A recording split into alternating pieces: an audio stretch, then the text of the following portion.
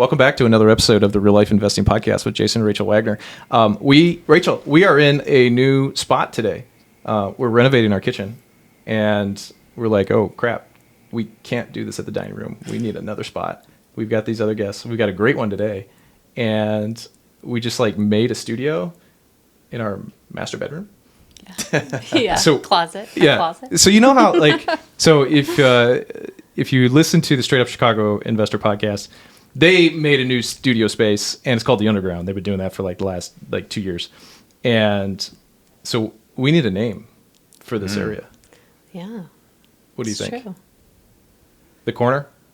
The corner. Yeah, it could be. The nook? That's what I was just nook? thinking. The nook. Yeah, The nook? It is a nook. Mm-hmm. The end of the house? The end of the house.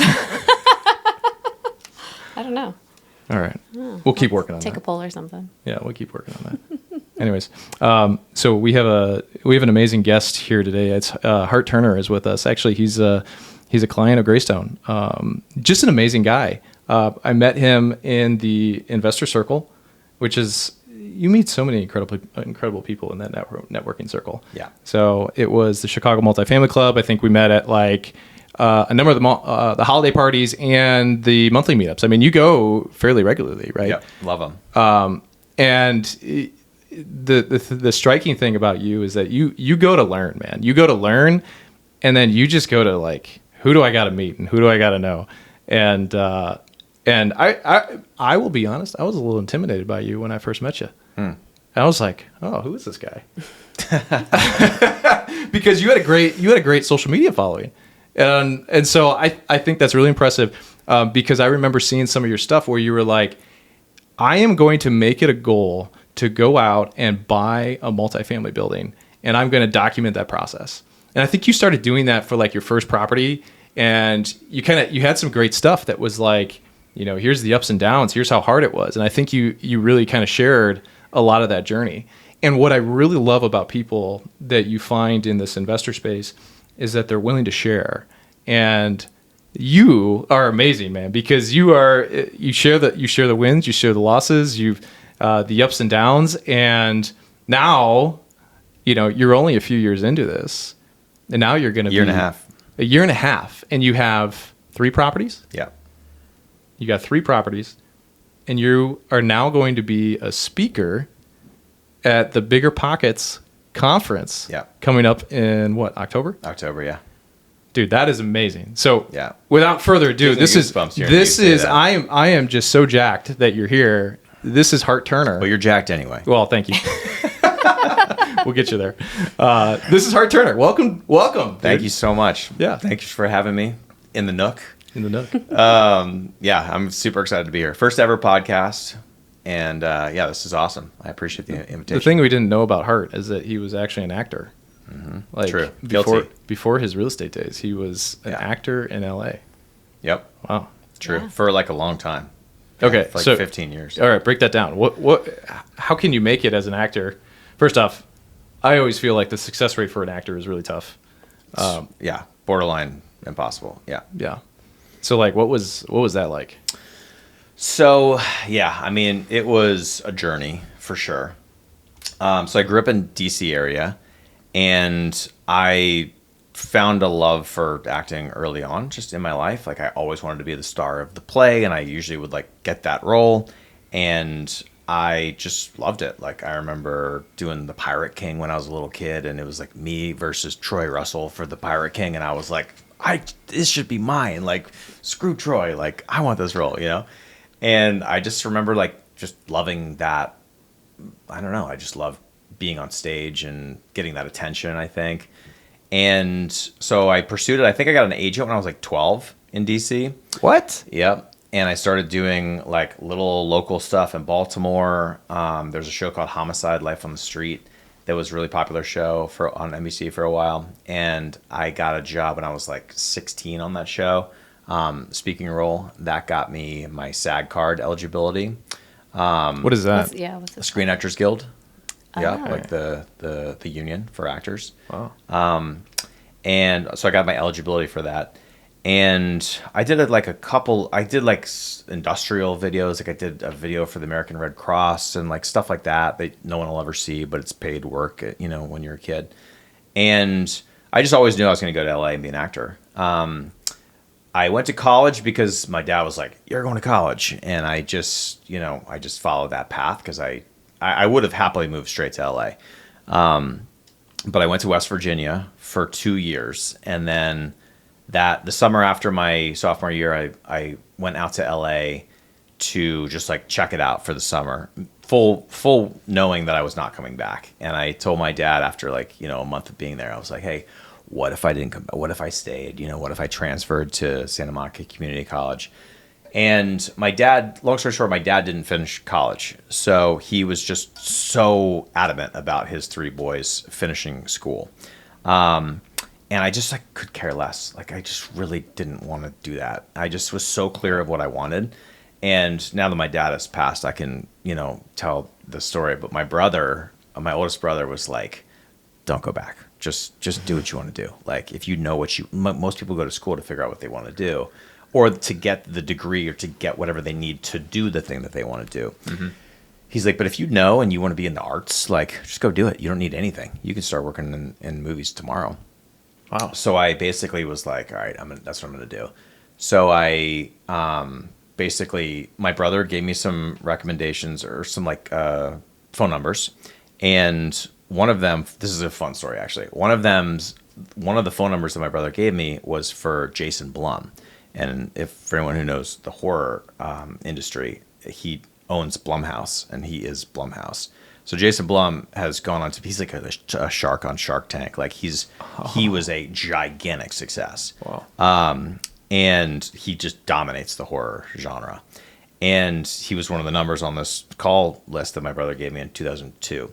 So I called Jason. Jason was like, "Yeah, starting a movie, you can come interview to be a production assistant, like an intern." I was like, "Great." Got the job same day, started on set that day. And basically I was now in LA on set, working, doing my thing. And eventually I knew I was there to be an actor. Eventually I transitioned to that. I put the time in. I did everything I possibly could. I went to the classes. I had the agents and the managers, and I took improv, and I did this and I did that. And I went to a million auditions, and it just didn't happen, I got some little jobs. I had some fun. But ultimately, and I had some years where I would book enough commercials because a lot of actors use commercials to pay the bills. And, back in that time, you could book a Miller Lite commercial that was a national commercial and make $100,000, and it was a day's work, but it would take you 60 auditions to get that thing, Yeah. But then there were some actors who would book, 3 of those a year. And this is their full-time job. So I got to a point where I was able to get 1 or 2 commercials a year, and I was working actor, and those checks would roll in, and they are amazing. You know? And you're able to just audition full-time at that point. And, like I said, I did some cool independent films, but I just got, you're bartending off and on a lot of this time, and I just got sick of being broke. It's a long road. I came back. I had been doing production for a while, and then I eventually, long story short, I used to smoke, and I quit smoking, and I picked up triathlon as my replacement. Started doing triathlons in 2007, signed up for the Ironman Hawaii lottery. Whoa. Then in 2008, the writer's strike was happening in Hollywood, so I moved to Breckenridge and became a ski instructor. While we were there, I found out that I won my Ironman spot. I won a lottery entry to the 2008 Hawaii Ironman. And I'm like, "Oh my God, I've got to train for this." So then the season ended in Breck, so we moved to Maui. And P.S., this whole thing happened with the girl, my partner in crime at that time was the girl that owns the brokerage that I work for here in Chicago now.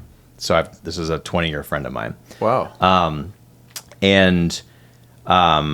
So we moved to Maui, got jobs as bartenders and servers in Maui, and I just trained every day, going on 80-mile bike rides and long 3-hour runs and stuff. did the Ironman in October, came back. The Ironman was the coolest experience of my life, by the way. It was just absolutely incredible. That's awesome that you've done that. Wow. Yeah. Dang. It was a long day. It was just under 14 hours. Dang. But it was incredible. Yeah. My dad was there. My best friends were there. It was just a absolutely incredible experience. Wow. Isn't that one of the harder courses too? I don't know much about the Ironman, but for some reason, it's the World Championship course. Yeah, and the heat, the lava fields, the wind, like all that stuff. Wow, it's a beast for sure, dude. Badass. And it's one of the prouder things of my life. How old were you when you accomplished that? 26, I think. Yeah, 26 years old. Nice, dude. Yeah. And I had been like smoking the year before and had never done a triathlon and never. I didn't even run at all. Do you remember previously like an athlete at all growing up, or? I mean, just casual athlete. Never anything competitive. Wow. I just used to play lacrosse in high school and stuff like that. You just put your mind to it, man. That's actually like really shocking that you weren't really much of an athlete, kind of competitive athlete growing up. Mm-hmm. Yeah. Wow. Yeah, I wasn't. I hated running. I hated swimming. I had never been a biker. I didn't do mountain biking or anything like that. Never been on a road bike. But when I quit smoking, my roommate at the time was getting into triathlon, and I was like, "Oh, this is interesting." So I just started running, and then I started getting better and faster, and I was tracking my runs, and I was seeing the progress, and I was getting so excited, like, "Oh my god, this is amazing." And I was like, I'll do a sprint triathlon. And I remember I signed up for the Malibu Triathlon in 2007. And that was the first triathlon I ever signed up for. And I think it was like a 0.8 mile swim, like an 18-mile bike and a 4-mile run. And I thought, that's going to take me forever. That's so much work. Like, oh my God. But then like anything, you do it and you're like, oh, that was doable. I could do a little longer than that. I could do an Olympic distance next. I could do a half Ironman next. And I did the half Ironman March of 2008, which I was already signed up for before I found out about my slot in Kona. And I was like, don't need to do a full. That was way too long of a day for a half Ironman. Mm-hmm. And I really probably would not have signed up for an Ironman maybe after that experience. It was just a long day. I didn't have the right gear, and I wore sprint shorts. And I really should have worn full on bike shorts because my ass was super uncomfortable the whole time. And I learned a lot of lessons. But then a month later, I found out that I got my full Ironman lottery slot, and I was like, darn it, I have to do it now. Yeah. Especially because it's Hawaii. Yeah. So that was a. So what's the breakdown again of the Ironman? It's a 2.4 mile swim, 126 mile bike, 140 mile bike, 126 on the bike. Or wait, 112? 112. 2.4 mile swim, 112, I believe, on the bike, and then a marathon. Marathon. Yeah. Cap it off. Oh my God. You couldn't do it, right? No. You totally could. Absolutely not. I ran one 5K in my life and I said never again. Yeah. Not much the runner. Yeah. I hate running. Yeah. The Ironman is it's an amazing thing to be a part of because you just see human potential in so many ways. Yeah. Oh, yeah. And one of the greatest gifts the Ironman gives you is the last hour of the race, especially in Hawaii. Everyone comes back for the final hour. You have to finish by midnight. You have 17 hours to do the race officially, and everybody comes back for the final hour. It gives me goosebumps talking about it because you see all these people finishing, whether they have a handicap that they're working through, or it's just their first race, and it's just a mountain for them to tackle, and it's just getting to that finish line. Or they're 80 years old, and they're just stumbling to the finish line, but they did it, and they got in before 12, and people are just going crazy for them. It was just an amazing hour of life, seeing human potential, and when people put their mind to things and what they can accomplish. It was amazing to be a part of that. It's that energy I'll never forget. Man, I'm vividly in that position with you right now. There's nothing better than camaraderie. Yeah. And people going after the same, like-minded people going after the same goal. Yep. And that applies in just so many different situations. You Yeah. know? Obviously it's a real estate thing, but I love that, man. That's awesome. How do you take some of that? All right. How do you take some of that, what you learned in the Ironman, and how do you apply that to what you're trying to do on the real estate side and just what you're trying to set up for your life? Yeah. And kind of what you've done so far. Like, take some of that, and what do you think you're taking from Ironman into your investment side? Yeah. I mean, I think there's a lot of parallels for sure. P.S. Our boy David Goggins is a Kona finisher. I thought so. Yeah. I'm like, I think I remember reading that. He's a famous Kona finisher. Yeah. Yeah. That's a great book. Oh, awesome book. Yeah. Yeah. I love Goggins. You know some of these books? Many of them. Yeah. Yeah, Awesome. absolutely. Yeah, these are our favorites. I'm surprised you don't have extreme ownership up there. Oh yeah, I know. It's on the shelf. Nicely. It's on the shelf. Yeah. Yeah, we probably have a lot of the same books. But I mean, I think the parallels are very similar. Like, I'm a 0 to 100 guy. To go full Ironman in Hawaii, probably within like a year of starting triathlon is pretty extreme. But I would have it no other way. Like, that's just how I roll. Same with pickleball. Yeah. Like, when I get into something, I just go full on. I deeply believe in action and just doing it. With something like real estate or pickleball, I don't know. It's so beneficial to life in that way.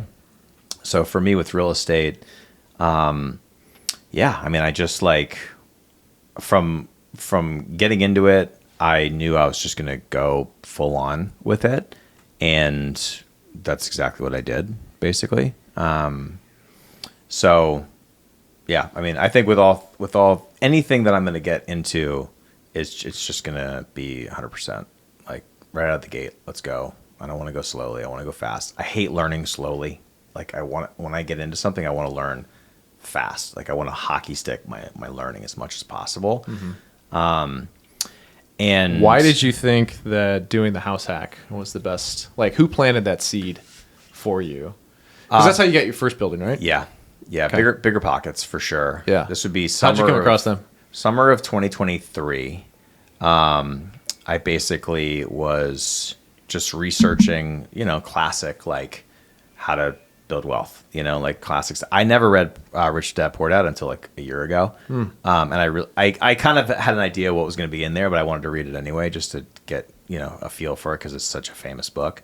But I'm jealous of people that read that in their, teens or in their early 20s or something like that. And actually, like, it actually worked for them, mindset wise. But yeah, so 2023, I was working out here. I was doing my thing. I was saving, and I was making more than I needed for myself as a single person. I was putting money away. And also in 2023, my dad passed unexpectedly. He had been dealing with like dementia for a long time, and he had aphasia, which is like what Bruce Willis has right now. And it was just a long road with him, those final years. And it was very difficult. And then he just had this like random thing happen, and ultimately passed away at 82. And it's just unexpected. Like, we had just put him into a home. We just got him out of his house, put him into a home, and he didn't even make it 1 year once we put him in the home. He eventually like fell, I guess, and broke his hip, and the hospital didn't know what was going on, and they thought it was his heart, and it was a crazy, experience to go through. And he just stopped eating and drinking. And I think he just he saw a way out and just was like, I'm out of here, because dementia was not for him. And so I found myself in a situation where I was like, okay, I'm probably going to get some money here, because that was his long-term care that my brothers and I thought was going to go another 10 years at this nursing home. What'd your dad do for work? He was a construction executive his whole career. Okay. Yeah. Like building, or what was the stuff that he would work on? Yeah, he worked for Turner Construction, building stadiums and hospitals and big facilities like that. Yeah. University buildings and all kinds of projects. But yeah, Turner's one of the biggest general contractors in the world. And he like ran the DC office for a long time. But anyway, yeah, so Dad did construction, was always a corporate guy. And yeah, once he passed, I was like, okay, what do I do here? You know, what moves do I make? I think it's important to note that pre-COVID, I basically did not know anything about personal finance. Like, I was an actor for a long time. Like, I just never cared about personal finance. I never cared about the structure of money or what money was. Well, and it's really hard because you were getting those commercial checks, which were large. Yeah. Right? They would come in like... But I never made enough to, like, get ahead. Yeah. I only ever made enough to just, like, keep doing my thing in LA. How frequent would those come, though? It depends on the year, you know. Like, sometimes, you know, you get a check, I don't, every week or 2 weeks or 3 weeks or whatever. All right, so sometimes they were regular. And they're like 1,000 here, 2,000 here, 5,000 here, whatever it might be. But I always thought I was going to, like, get famous and just get rich that way. And like, I thought I would at least get on a show and make, you know, 25 grand an episode or something like that. And like, money would not be an issue after that. And it just never happened. I just never made that much that I was able to truly get ahead. I always, At what point did you recognize that, like, hey, I got to pivot here? Because you're not still doing any of the acting stuff right now, right? No, I took my first salary when I was probably like mid-30s, something like that. And I was just like tired. I had a role in the last American Pie movie that they made, American Reunion. What? In 2013, which is technically American Pie 4. Full cast reunion. I lived in Atlanta for 2 months. It was absolutely insanely fun. It was the peak of everything I had been trying to work for. Like, you know, you got to meet like Jason Biggs and oh yeah, oh man, oh yeah, he just looks like a fun guy. I don't know. Super fun, yeah, absolutely fun. There was like the whole original cast, and all my scenes were with Stifler, so they're all with Sean William Scott, who was amazing. And I'm like in Atlanta making an American Pie movie, like as a actor who's getting paid to be there from LA, staying in a W hotel like for 2 months. I was like absolutely living the dream. Like, this is amazing. But I came back from that movie and I had a bunch of auditions because I had all this like hype because I just finished this big American Pie movie. No one really had seen it yet. And then the movie came out and my role was like fine. It was a little flat. Like, it wasn't nearly as fun as like it could have been. We shot so much fun stuff that just never made the movie. And anyway, cut to the next year, like pilot season, where you get the most of the opportunities for the year. And I didn't book anything. And I got close on stuff. I screen tested for some stuff, but I never booked anything. And my manager dropped me. And I really thought American Pie was going to get me going. Like, I really thought that was going to set me up and I'd be able to like work after that. And it didn't happen that next year. I didn't get that next thing that I could piggyback off. And it just kind of like broke my spirit. Like, I was just so frustrated because I had been doing it for a long time at that point. You know, I'd been 10 plus years at that point. Yeah.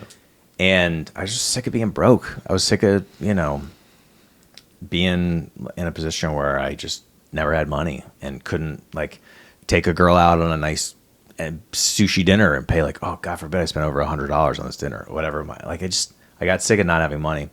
So I took my first salary with like a tech startup, and then I did that for about a year, and then I eventually moved to Orange Theory, and I worked for Orange Theory for 6 years in various capacities.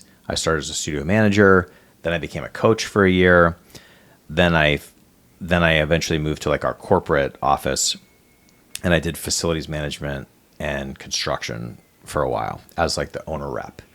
So I would go to Orange Theory gyms, and I would basically be the owner rep, and I would like monitor the progress, and I'd be like, hey, what are we doing about this? What's this? And we would start all the way with the plans. So my director of operations and I would design the studios on paper and figure out, okay, is this a 13 station studio? Could we get 15 stations in this space? You know, how many bathrooms are we going to have? How many showers are we going to have, et cetera?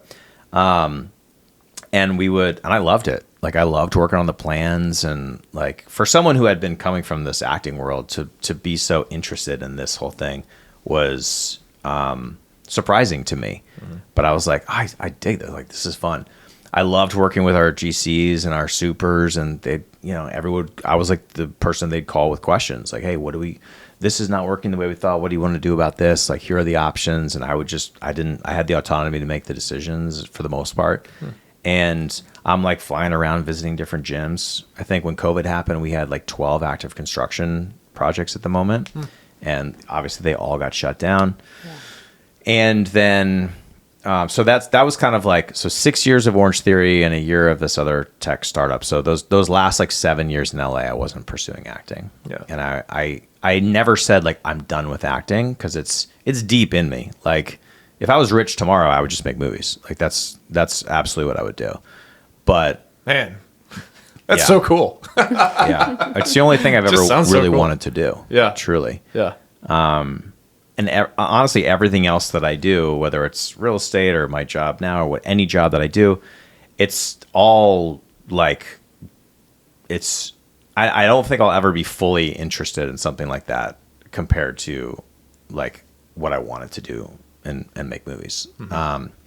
But it's just a tough industry these days. So I'm not willing to give it all up to go back and be a production assistant, or something like that, unless I was like rich or something. I didn't care about money. Yeah. But anyway, yeah. So that's just like a long way of sort of, it helps understand who I am. Yeah. And I didn't know any of this when we were working together, man. No, yeah. Nothing. No, you didn't know any. I didn't know your background really much, and like, it makes it way more interesting. Yeah. Way more interesting. Another part of that's a big component of me is that, I felt behind a lot in life, because I would see all my friends from college. They're all have great jobs, and they're building their 401ks, and they're getting their second house and their third house, and they're getting married, and they're doing all the things. And I knew I was making sacrifices being in LA. I knew pursuing my dream was going to require sacrificing those things. And I was okay with that, because I was 100%. I was all in. I mean, imagine knowing what you know about me with real estate and pickleball and everything. Imagine that with acting. Like, I gave it everything I possibly could. Yeah. And the thing that sucks about that industry is that it doesn't matter. Doesn't matter how hard you work. Doesn't matter. Like, things just, you have to get lucky. You have to. Is it a networking thing? It is, but it's not only that. It's so much. It's definitely about who you know, for sure. All the good roles that I got when I was out there, I created from my own relationships, for sure. It was never just like some audition that I just got and I got this great role. The reason I got American Pie was because I knew the casting director, and I had been taking his classes for like 2 years because he was an acting coach. And it was just the timing of him breaking off with his partner at the time, starting his own thing, getting American Reunion right as I was coming back to his classes, because I had been off like working and doing stuff.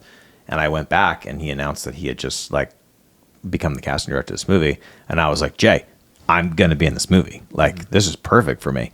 And he's like, hey, well, we'll see. And I just like pursued that hard, but that relationship was there, So yeah, it's a lot, You can have a great career. If you're just an amazing looking person, you can probably get work. We see that a lot, but generally speaking, if you're just like a grinding actor, like, yeah, you either need to just be out there as long as it takes. And I mean, even like a Bryan Cranston or something like that. Yeah. Didn't do Malcolm in the Middle until he's probably in his late 40s, early 50s, I would imagine. And then that was really what started his career. And then he got Breaking Bad after that. So there's an argument for grinding it out. Did you meet Bryan Cranston? No, I wish. Love Bryan Cranston. Me too. Yeah. No. It's all to say that, like, when I came out of this 20 years of LA, even with Orange Theory and everything, I still deeply felt like I got to catch up here. Like, I don't have all these things that my friends have. And I was in my early 40s and didn't really have much going on by way of like retirement savings. And I was really already researching, like, how do I start building those things? And a big thing with pre-COVID, like I was saying, coming back to that was in 2019, toward the end of 2019, I started reading Ramit Sethi's I Will Teach You to Be Rich. And I have that book. Yeah. I haven't read it though. Yeah. Yeah. That book for me was really my first personal finance book. And that was my Rich Dad, Poor Dad. Ramit's book was my Rich Dad, Poor Dad. Like when I read that, I was like, oh, okay, I can take these steps. Like I'm going to drop my Bank of America savings account and start a high yield savings account. I'm going to open an investor checking account. I'm going to start, this and this and this. I'm going to build my Roth and now I know what to actually have in the Roth because previously it had been managed by someone else. And I had no idea what was in there. So anyway, I was building my knowledge of personal finance going into 2020. And then literally the first week that I deposited money into my new E-Trade account that I just set up was roughly the last week of February 2020. Oh. That was my first deposit. Yeah.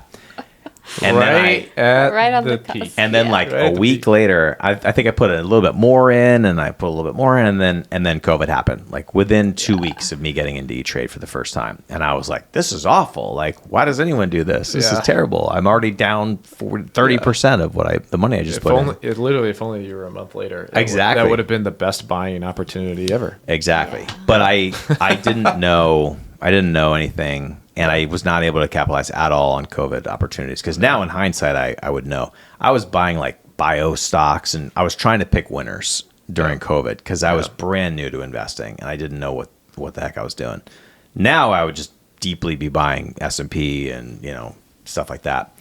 But it took a while to learn those lessons for myself. But anyway, so that's all to say, like, I didn't really figure out money until I was like 40. Or until I was like, well, not quite 40, but yeah, like 2020. So 6 years ago, 38, something like that. Yeah. I did not have any idea what I was doing with personal finance or real estate or investing or anything like that until late 30s. So that was really driving me. So when we talk about me and what I do with real estate and how I go hard on it, it's because I'm like, I got to catch up. Like I got to get stuff going here. Yeah. And real estate was really the first thing that I saw where I was like, this makes sense to me as I'm listening to BiggerPockets for the first time, summer 2023. I was like, man, this makes sense. I remember I was listening to an episode and it was like a rookie episode and they were just talking about, oh, you buy this property and it's $4,000 a month for your payment, but it brings in $2,500 a unit, and so you're bringing in $5,000. So that's $1,000 right there. Mm-hmm. And hey, you get 10 of those. Now you have $10,000 of income. And I was like, oh my God, like that makes a lot of sense to me, and it's really pretty simple. And that was a big light bulb moment for me. And I was like, I feel like I could do that. I had no idea how interest rates worked. I didn't know anything about anything, but that was enough for me to sign up for a BiggerPockets convention. I just signed up. I was like, I'm just going to do this. And I signed up for a rookie boot camp with BiggerPockets that kind of ran around the same timeline. And this was 3 months later was the convention. So it was like a big thing that I signed up for it. And it was a big commitment to myself. Like, okay, I'm going to do this. And I don't know anything about anything. And I went to BiggerPockets that first year, Orlando 2023. And I learned a ton. And I learned, okay, it's not as easy as it sounds like, interest rates are hard. Like the whole theme of that convention was like, okay, things are hard right now. Mm-hmm. It's not easy, blah, blah, blah. And I was like, oh, damn, I didn't realize things were hard. Like I thought this was like going to be, not easy, but like, I didn't understand rates. I didn't understand anything. So I learned all that stuff basically at that convention, just talking to people like crazy. Yeah. And making friends with other investors there, networking. Did you find a lot of newbies that were at that conference? Definitely. Yeah. It's a really good blend of people that go to them. You got these, you have one conversation with a seasoned investor who's got 400 units, and then you go over here and they have none, and then you go over here and it's a whole different thing. So it's all over the place. but yeah, I clicked with a group of guys there that I met individually one by one, and just networking, walking up to people walking up to me, and that group turned into basically the whole thing ended with we went to Universal Studios, and BiggerPockets rented out Universal Studios, so we had the entire place to ourselves as a buyout with like stationary bars all over the place. All the rides are open. All the Harry Potter stuff is wide open. No lines. That's pretty wild. Yeah, It was The BiggerPockets could do that. Yeah. Because it's just incredible to see how BiggerPockets has really grown. Do you remember when we first started listening? Oh yeah. I mean, it was I quit my job in 2016, but I was listening to it probably in 2013. Because it took me 3 years. It took me 3 years to like really study it. Yeah. And it was just Brandon Turner. Yep. And Josh Dorkin. Yep. It was like just the two of them, and they were just doing this little podcast that was like incredible value, and then obviously it's become what it is. Yeah. So yeah, I can only imagine, dude. That's great. That's great. Just a great resource. Well, it's kind of funny. I've kind of not. I haven't been as attached to BiggerPockets like when I first started.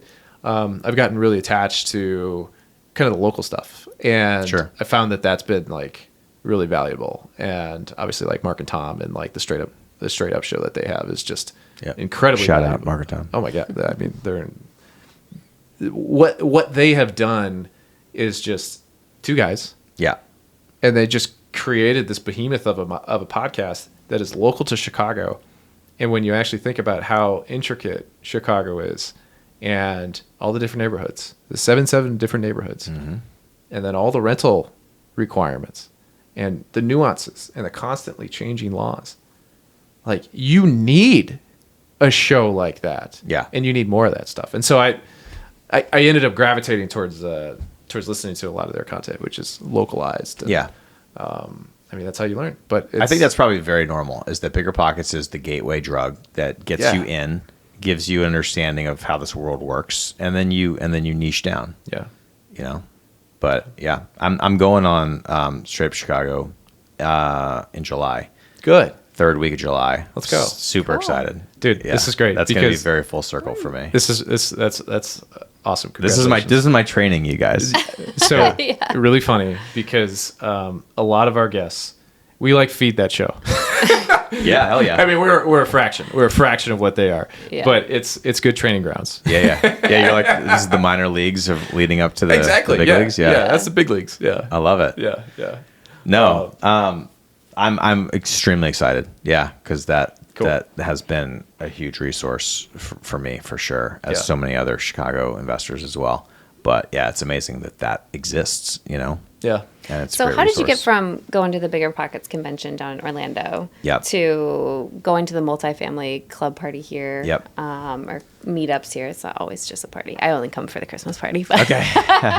Well, you had asked earlier, how did I get with the house hacking and 5%? And to answer that goes back to that convention. So at that convention, a lot of people were talking about that. Because if you recall, it hadn't even happened yet. 5% down didn't roll out with Fannie Freddie until November 2023. That's right. Yeah. So people were saying, hey, there's this new program that's coming. There's this new program, 5% down, like it's coming back. Or I mean, it was always 3.5% for FHA. FHA. So like that was always a thing. And then, but were people buying like 4-unit gray zones here on FHA? Yes, they were. So that's how before, because we bought our first in 2020, which was an FHA 4-unit. And I don't know. For some reason, there is a taintedness of like, ooh, FHA, I don't qualify for that. Or people just don't like, they kind of write it off and they don't think it was an option. Well, I thought it was not an option because of self-sustainability tests. So, yes. But a lot of, and at the 2023 time, that's when rates started really changing. Because when we did it, we were able to pass. I mean, you could pass the self-sufficiency test. Okay. But yes, correct. As they brought out the 5% down, they eliminated that test. that test is a little funky, but you could pull levers. Okay. So like you know it's your PITI, right? So the way that sometimes one of the tricks to get a 4 unit to pass, maybe today, is you are jacking up your insurance, or you're making your insurance as low as possible on a monthly rate. So meaning your deductible is like the highest it could possibly be. Sure. So instead of having a $200 a month insurance bill, it's like $35 or $40. Sure. And that, like, if that's one of the levers that you pull it, and then you close on it, and then immediately call your insurance broker. Give me the old insurance again. For sure. Yeah. So yeah. Anyways, but yes, the 5% down really unlocked. Just you didn't have to worry about that headache. Mm-hmm. Yeah. Yeah. Well, people were really hyping that up, that convention, and I was like, oh, I'll just do that. That sounds great, because I was, single. I could move anywhere. I could move into anything. And I was like, I got that down payment, so I can do that. So I'll just do that. And that's, what I left there with. I was like, okay, I'm going to go get my first building, and I'm going to do 5% down. I'm going to try to get 4 units, or at least 3. And that's the plan. And then basically I left that convention. So that would have been October 2023. And I didn't get to start building shopping truly until March 2024, because I had been waiting for my tax returns because I'm 1099. So I had to, lenders I was talking to, they were like, we're going to need the new year. Also, I could have gone 2 years back, but 2 years back at that time was when I was on furlough from COVID. Because we didn't even get into that, but I got furloughed for 6 months. So I was unemployed for 6 months in 2021. And that's ultimately why I moved to Chicago, because I got furloughed from Orange Theory in LA, and I needed to move on. I was kind of ready to leave LA. I had an opportunity to come work in Chicago. So I took it, but I was unemployed for 6 months. So my lender was like, if we just wait till you can file, the new taxes, then we can use the last 2 years, which will be better, because then we can do 22 and 23. And that'll give you significantly better buying power. So that made sense to me. Little did I know, you can't just do your taxes in January 2nd. You know what I mean? Like, you have to wait for all these 1099s to come back, brokerage 1099s, et cetera. You're waiting for tax documents. So I didn't get to get them done until March. So from October to March was painful for me, because I was so amped up. I was so ready to go, and I couldn't do anything. And I just had to I felt very much on the sidelines, and I just was so dying to get in the game, and I just couldn't. So that was a tough period. Finally, I got the taxes going and done. Finally, I got my approval from the lender, and I was able to start going after my first building in March 2024. And then that's half the battle, man. It's just, especially when you're kind of self-employed 1099 like that, it's waiting for that cycle. Mm-hmm. It's really hard. Yeah. One of the easiest things that happened for us was that Rachel was still working when we bought our first building. Yeah. Yeah. And, having that salary, you got to be salaried. If you want it, the path of least resistance. Sure. Be salaried. Sure. Just have an offer letter. You don't even have to have you have the job, but the moment you get the offer letter is the moment that you can go start buying properties, right? Because you have an income that is going to be recurring, right? That a lender can count on. Yep. And so checked. You don't need to be there for 6 months. You've got the offer letter in hand, and now you can start going. Yeah. And we've always kind of joked. It was what was it that you like to say? Well, I'll go back to work if we're going to buy another building. Yeah. Yeah. So Rachel stays home, and she was always like that steady salary for us. Yeah. And then by everything that we've done, it was finally time to reward her, and hey, you don't have to work, and you can stay home with the kids and kind of do that.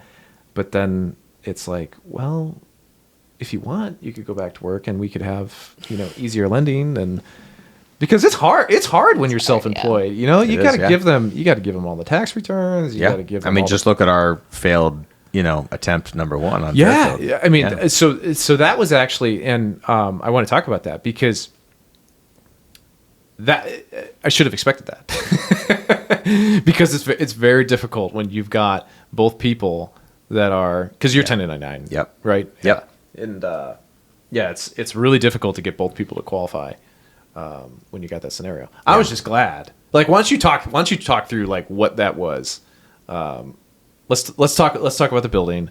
Let's talk about the financing. Let's talk about the negotiation, and then how we ended up closing it. Let's do the first two real quick first. Okay. So we can get to that one. But that first one, so building shopping in March, I probably saw over 20 buildings over the course of the next like 2 months. And I wrote 4 offers, and the first 3 just didn't work out for various reasons. And it was a grind, you know? I mean, like as someone who's writing their first offer on multifamily, you're just so nervous, you know, and you're just like, oh my God. And it's hard when your realtor says like, all right, what's your number? Give me a number. And you just have to make up a number, you know, and like figure out what works for you and what works for the underwriting and stuff. And I just remember being like, man, this is hard. I just have to like give a number. And then you've got competing offers and you don't know who else is where. And, you know, it's a whole thing. But anyway, so I lost out on those first 3. Then the 4th one came along. It was an REO deal. It was, you know, bank owned previous foreclosure that they had fixed up. And it was essentially turnkey. And by the way, I think it's worth commenting that like I had been looking for, you know, some lipstick on a pig. I had been looking for something that I could do renovations on or updates, and people were like, oh, you go find a building that needs, you know, 20, 40,000 worth of repairs. Oh, you get rid of the carpet, you put hardwood in, you do fixtures. Yeah. And I'm like, I didn't see any of that in those buildings, 20 or 30 buildings that I saw. Everything needed not in Chicago. A couple $100,000 worth of work. Yeah. These buildings from 1884 or whatever, like they need full mechanicals, HVAC, you know, in-unit laundry, this and that, like full-blown gut rehabs a lot of the time. And I just didn't see anything where I could just put a small amount into it and have this great return. Like I did not see that. And I feel like that's important to note because people talk about that a lot. And in my experience, that was not what I found. So I remember when I put my first offer in, it was a turnkey building, and I felt so guilty like offering on a turnkey because I was like, this isn't what I'm supposed to do. I'm supposed to value add. I'm supposed to force appreciation. I'm supposed to like force equity, and I just felt like I was just doing it wrong to do a turnkey. Yeah. But I was like, but what else am I going to do? Just keep waiting and waiting? Like, I want to get this thing going. Like, I'll worry about the, you know, value add on next year, on the next one. So I accepted the fact that it was okay to do turnkey, and I started offering on those. And I ended up getting my 4th offer for this REO building, 3-unit Greystone in Humboldt Park. And, you know, I was thrilled. I was super excited, finally under contract. And then we were contingent for 5 months, because of the water bill. And there was like this big holdup with the city and the water. Something about the water bill. Like I still don't fully understand it, but I guess there was like a $13,000 water bill on the property from the foreclosure time. And the bank just didn't want to pay it or thought that they weren't supposed to pay it or something like that. And I even spoke to the water company, and they told me that the bank doesn't owe them for that, that they have to go after the previous tenant. So I don't know what the holdup was, but it was 5 months under contract. I went under contract in July, I believe, and I didn't close until November. And I won't even get into it, but the inspection went terribly. Inspector was, you know, doing a stress test on the water of the property. Next thing you know, the walls were bubbling up with water, and like it was a whole thing. And the plumbing backed up basically because the building hadn't been used in so long, or for whatever reason. But the main drain backed up, so water had been flowing over, spilling down into the basement. And I was like, do I get out? I'm a first-time buyer. Like, this is terrifying, you know? And ultimately, I spoke to a lot of investors at the time, and most people were like, they're gonna take care of it. And this is honestly kind of best case scenario because you're gonna get insight into your building that you would never get if it was fully occupied, because they're going to open up the walls. They're going to redo the plumbing. They redid the entire plumbing stack. This is the bank doing that? The bank did that. Yeah. Wow. So they literally opened up all three walls on all three units, and they fully rebuilt the plumbing stack. Wow. And they left it open. Because is that what happened? It like disconnected, or like it fell through, or what? Dude, I don't even know. You don't even know what the source was? I don't even know exactly what happened. Okay. Yeah. But the original main drain in the basement was like cast iron, like old school metal, you know, and they took all that out. It's all full PVC now and the whole thing. But they ran it all the way through to each bathroom, and they let us come look at it. So I was able to come back and see the work with the walls open. And just, the investors I talked to were like, dude, that's amazing. Like, you're never going to have that kind of, insight into your plumbing on a new building most of the time, unless you built it yourself. Yeah. So I eventually got over it, but it was scary, like, for my first deal. It also just threw off the whole timeline, because I missed the entire summer cycle. So I didn't close until November. And that was a long 5 months. Being under contract was wild. So during that time, I had been posting about real estate, been posting about my journey. And I posted literally my first post about real estate on Instagram, because I did a YouTube video where I was talking about my experiences. You can still see the comment on there where AJ was like, yo, dude, I'm in real estate too. We should talk. And like, the comment's still on that video. Yeah. And then sure enough, AJ became my partner on my second building, because that summer we did start talking, and he's an old friend of mine. So it was just like, dude, what are you doing? I knew that he had been flipping and stuff like that. But anyway, we connected, and he was interested in buying long-term, property, but didn't want to do it in Los Angeles, and was interested in doing it in Chicago because he has family here. And he was like, let's partner up. And was that like, just a price point thing? Why didn't you want to do it? Just LA? Numbers don't make sense. You know, it's so expensive out there, right. And the rents just can't handle that. Yeah. So I don't know who's buying, buildings like that in LA, if it's $2 million or whatever for a 4 unit or whatever, and they can only generate 2,000 each or something like that. I just don't, the math just doesn't make any sense to me or to him, which is why he doesn't invest there. Yeah. And by the way, like, no one owns in LA. Like, all my friends throughout the 20 years I lived there, very, very few of them own their homes. Like, everybody rents because it's so unaffordable. It's like $1 million if you want a condo in West Hollywood. It's just crazy. And when I got to Chicago, I'm like, oh wow, like, you can actually afford stuff here. Like, you can buy a condo for 200 something, 300 grand, and in like a great part of town, and like have a super cool building and have a cool piece of property. I didn't know about multifamily yet, but just the condo market alone, I was like, wow, this is actually doable. And I'm an apartment locator in Chicago. You can be in the Loop. You can be in River North. I'm seeing kids $200,000. Yeah. Exactly. Comes with an HOA fee, but still. But I'm seeing kids who are early 20s who are like buying condos, and I'm just like, wow, this is so different than Los Angeles, because this is just not a thing in LA. Mm-hmm. So that was exciting when I got out here. But anyway, so AJ and I started talking, and we knew I was still under contract on my first building on Evergreen, and basically I knew that we were going to have to put 20% down. We're going to have to do it like as an investor deal, which was okay. So we basically figured out what would make sense for us, and we went after a DSCR loan, and we got approved, no problem, and started looking at properties while I was waiting for my first property to close, and we just started looking at stuff. And same thing, like, we were really looking for value add, and I just couldn't find it without needing another 100 or 200 grand.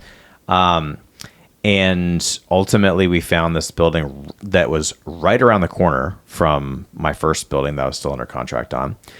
P.S. I then go back to BPCon that October.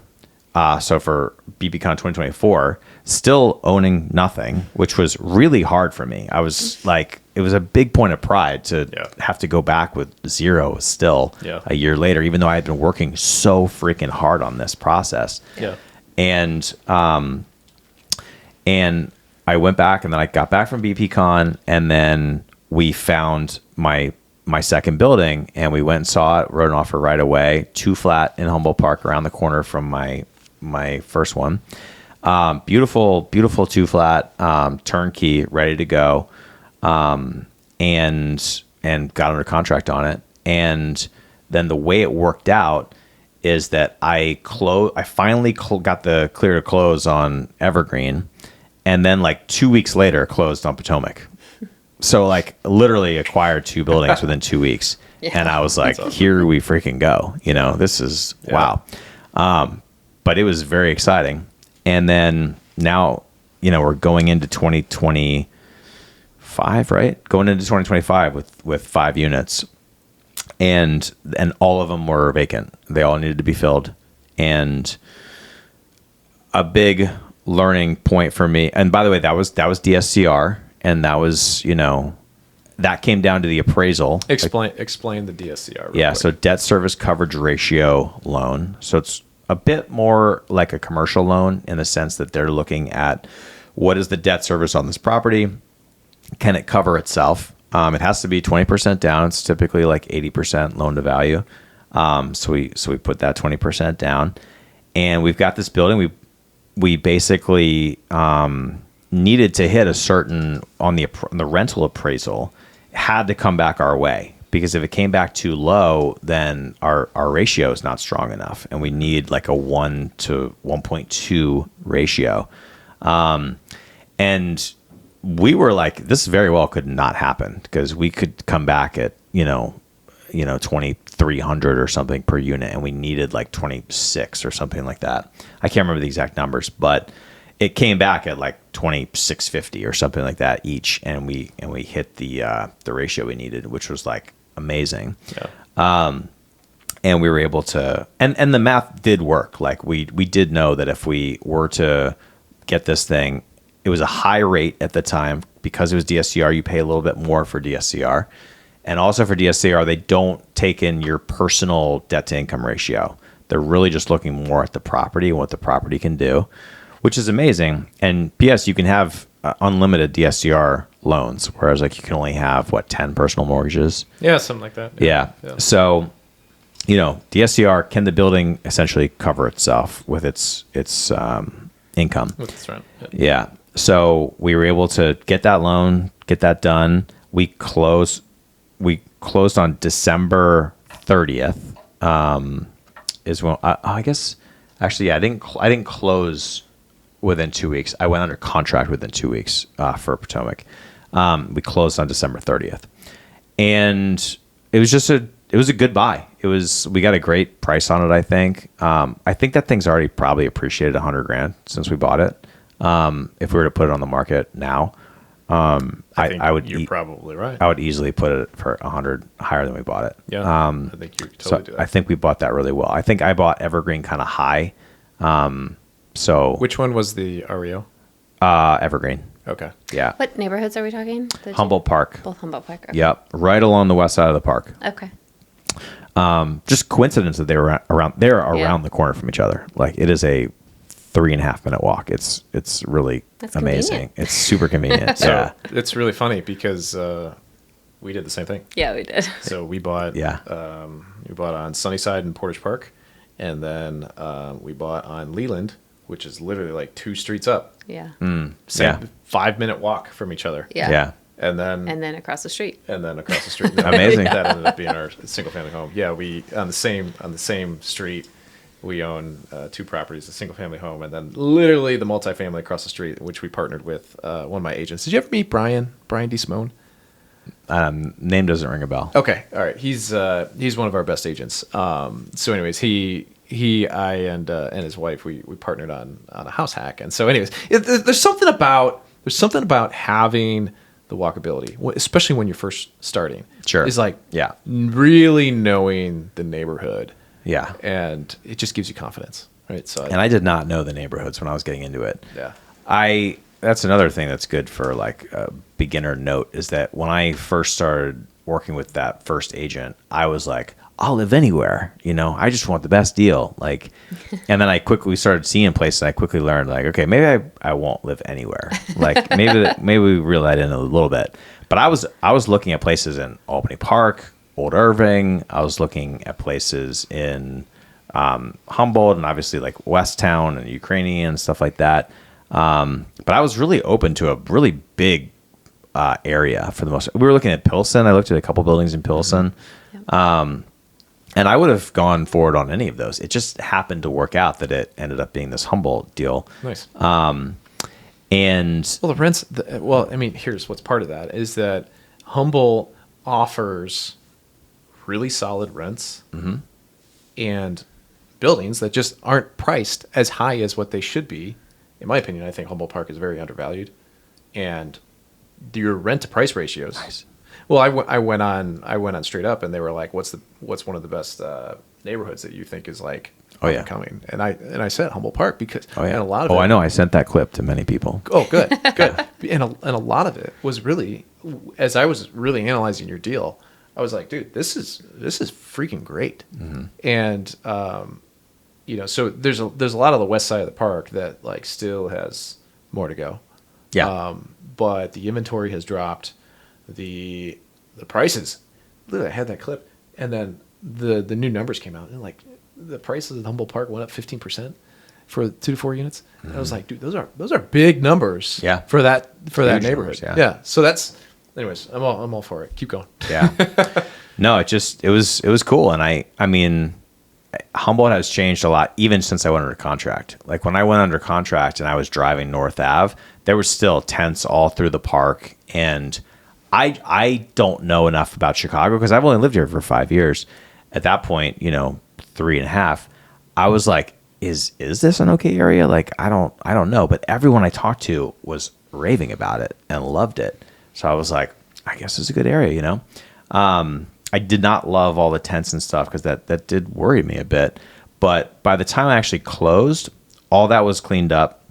The park was nicely manicured and landscaped and looked great. And I was like, oh, wow, this has changed just since I went under contract already. It's changed fast. It's changed quite fast, yeah.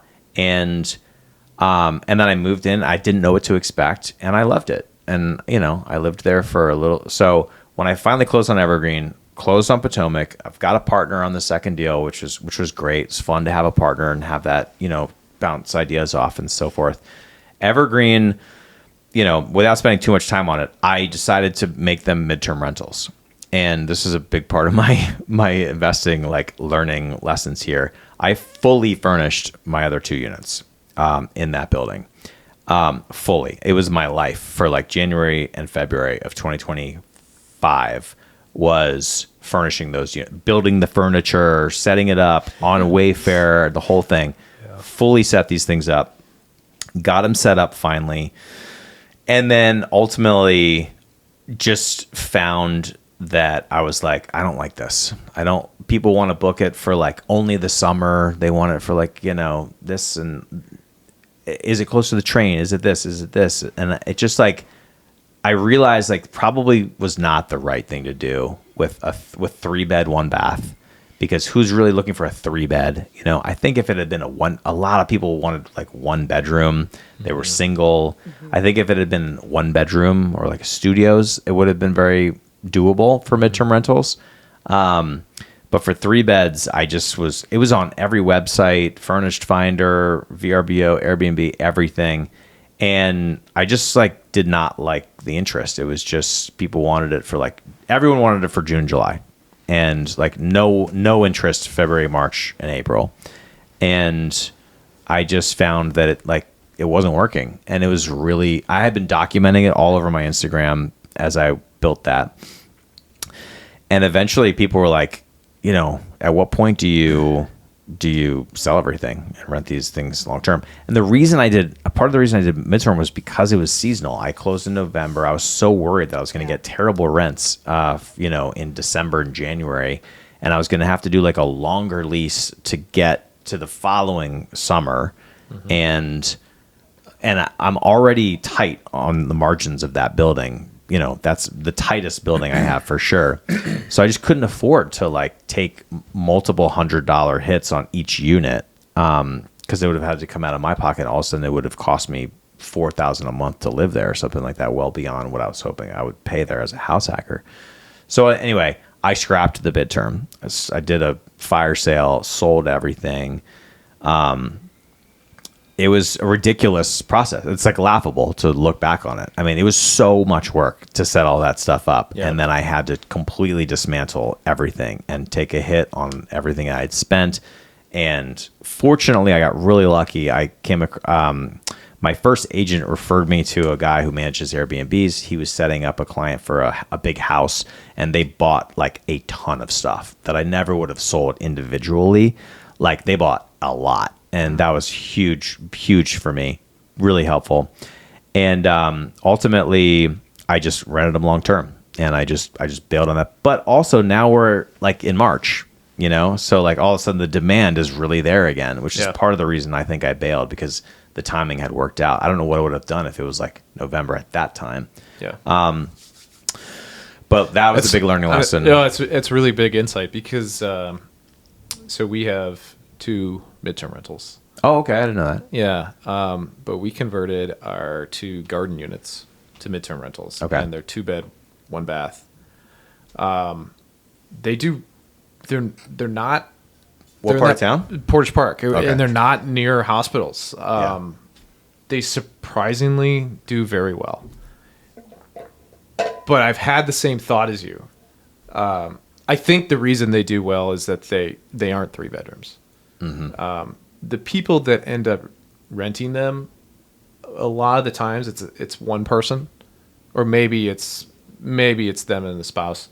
But a lot of times it's just one person. And so the 2-bedroom makes sense because they need an office.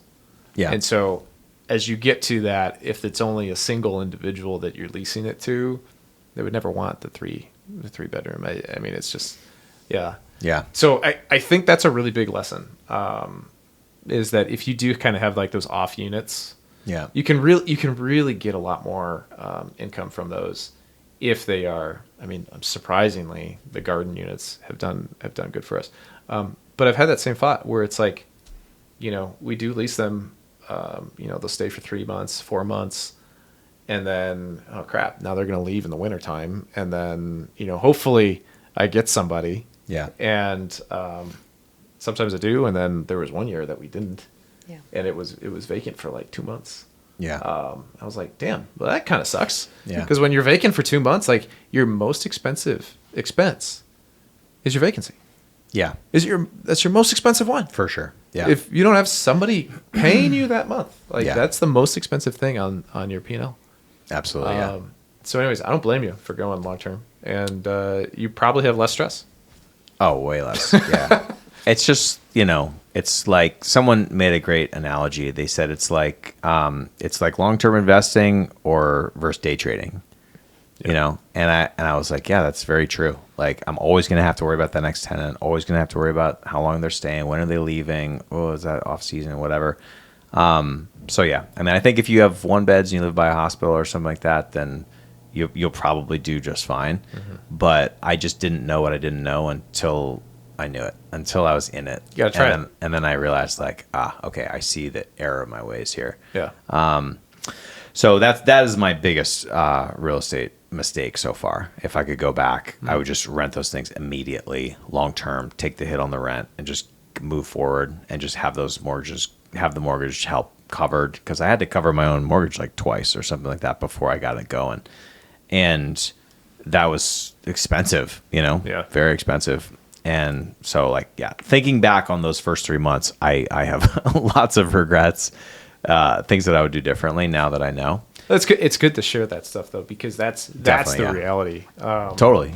We had one piece that I don't like doing really is leasing to just, if you were to buy a condo, like a lot of people are like, oh, could I buy a condo and then just lease it out?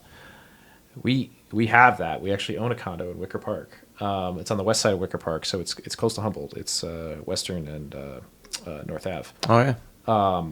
COVID hit, and the 2 years prior to that, or the 1 year prior to that, we had people out the door lining up for the long term, and then COVID hit, and then all the hipsters like left town, and they went to go live at their parents' house. Yeah. And I couldn't lease the property, and the property sat vacant for 3 months, 4 months. No, it was like 6 months of vacancy. Wow. And I just kept cutting the price, and I'm like, dude, I went from having people out the door, multiple bids on the rent price that I had once before, to now completely vacant, cutting price, and it sucked because we had to front that mortgage. Yeah. And then finally it's back to where it was COVID. It's finally a little bit better than that. But yeah, it makes you think about like, all right, what are the mistakes? The mistake was, well, if you only got one unit that's paying you rent and you don't have somebody paying that rent, you're screwed. Yeah. And how long can you absorb that pain? Yeah. And so that's why, like, for you who has bought 3 units, 4 units, like, you actually had some offsetting income there. And so that's kind of the nature of, like, when I go and tell some other investors, right, hey, you should really think about, like, buying more units is actually less risky than, even though it's higher on a price, buying more units is less risky than buying like 1 or 2. Yeah. So, yeah, I could see that. Yeah. For sure. But yeah, I mean, I guess that takes us to number 3. Fairfield. Yeah. Because eventually I rent those long term, got the renters in there, and that was like such a sigh of relief, you know, once those leases started in Evergreen. And by the way, I was by myself in this 3 flat for like, you know, November, December, January, February, for 5 months. I was by myself. It was like a weird thing, coming and going and being like, you know, you feel like these buildings have energy, they have history, and you're like, it's just weird for them to be empty in that way. And I was like, so. You remember that? Mm-hmm. Yeah. I remember the first night that my first tenants moved in below me, and I could like hear little noises and like hear, you know, doors closing and stuff. And I was like, oh man, there's like people in the building now. Like, this is exciting, you know? Yeah. And then the first floor tenant moved in shortly after that, and then it was like full on, and then it was great.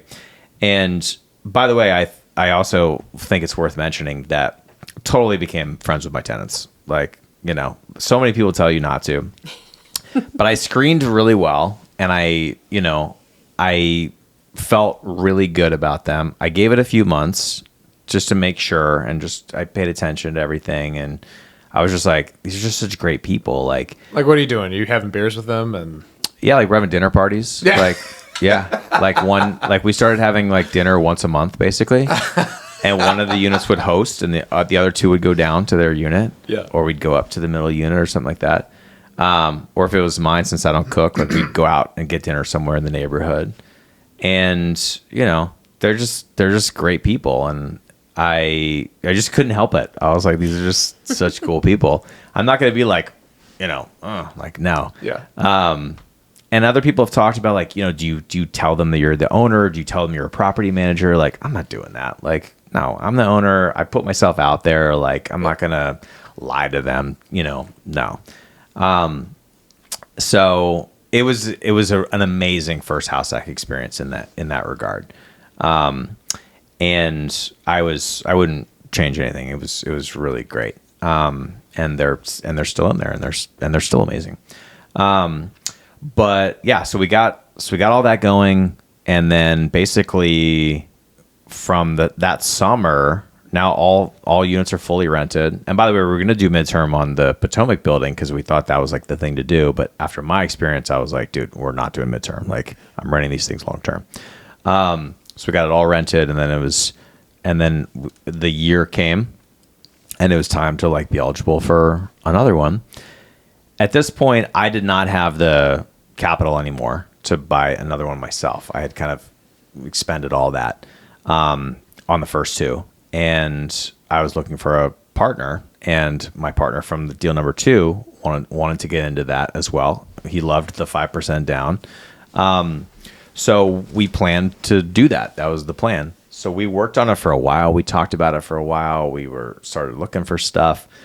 And he's a full-time flipper in California. And, you know, I don't I don't know the nitty gritty of his financials. I don't know how he structures his income, and I just don't know how Flipper money works in terms of like how they report on paper, or IRS, or anything like that. But, ultimately, it never crossed my mind that we would not be able to get a loan. We already did it for the DSCR together. So we already successfully got a loan together on that. So it came time to get the third building. And by the way, I kind of looked at it like I was starting from scratch in terms of selecting an agent to work with. The first two were great. It was two different people for the first two buildings. But this third time, I wanted like someone with a lot of experience and ideally a lot of like several units themselves. And it was less important to me on the first two times because I was just getting started myself. I didn't really know what I didn't know. But now I'm like, I want someone who has like a full portfolio, who's been around for a while, who's managed multiple properties, and the logistics of that, and the experiences of that. So I started working with someone and that I had reached out to, and the person has like 60 something units, owns like 12 buildings and has owned probably 20 over the course of their investing career. But they just weren't really I don't think they're a true like buyer's agent. Like they were kind of like, oh yeah, you can send me stuff. I'll take a look at it. I'll help you out, if I can, blah, blah, blah. But they didn't want to be like my go-to person. So every time I like would reach out, I felt a little awkward. Like I felt a little like I was kind of like, I don't know, bothering them in a way. But we did go look at a few properties. Didn't write any offers because just didn't find anything that made sense. But in between, during that process, I saw your episode of Straight Up Chicago podcast, which would have been, I guess, a couple years ago. Yeah, last year ago, or whenever it was. And we had known each other through the meetups and so forth. And so I was very, very familiar with you. And we had met a couple times, and I remember every time you thought I was licensed, or you thought I had an agent, or I think you thought I was licensed because you were like, you buy sell, right? And I was like, no, I only do leasing. And you're like, oh, okay. But anyway, I saw that episode of yours, and I just was like, man, I feel like this guy, and I knew how knowledgeable you were. I knew about the report, so I saw that episode, and I just remember watching that episode, thinking like, being impressed with you and just being like, this guy is super knowledgeable. Everyone relies on his, data and his, the whole thing with the Wagner report. I'd seen your presentation at the meetup at the She Shed. Yeah. And I remember seeing the slide of your properties. Yeah. And I remember seeing the slide of your net worth. I just really remember that sticking with me because I remember it being negative, a little less negative, even, a little positive, Yeah. And I remember being like, that's cool. That makes sense that's going to be my trajectory. Because I didn't know, I literally didn't know how net worth was. I was like, am I now $1 million in debt? Like, am I a negative $1 million, net worth now? I had to like learn how that works, Yeah.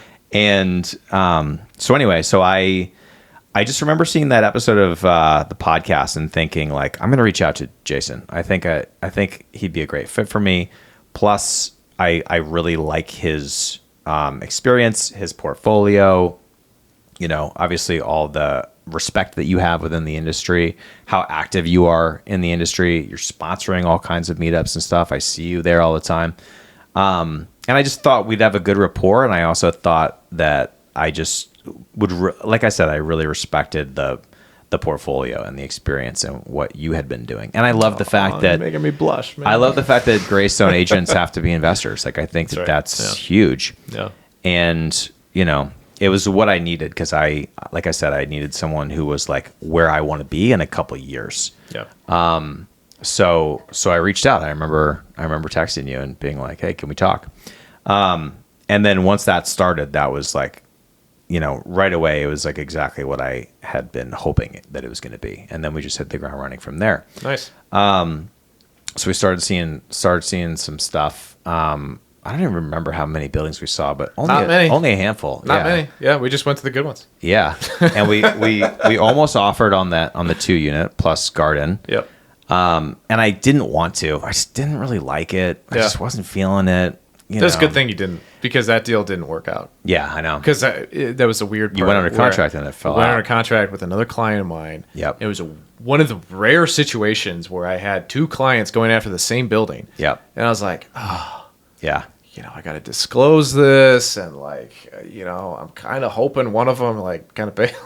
Yeah. And we went under a contract with the other client, and it didn't even close. It fell through, yeah. Because of a wild situation with the seller and one of the tenants. Yeah.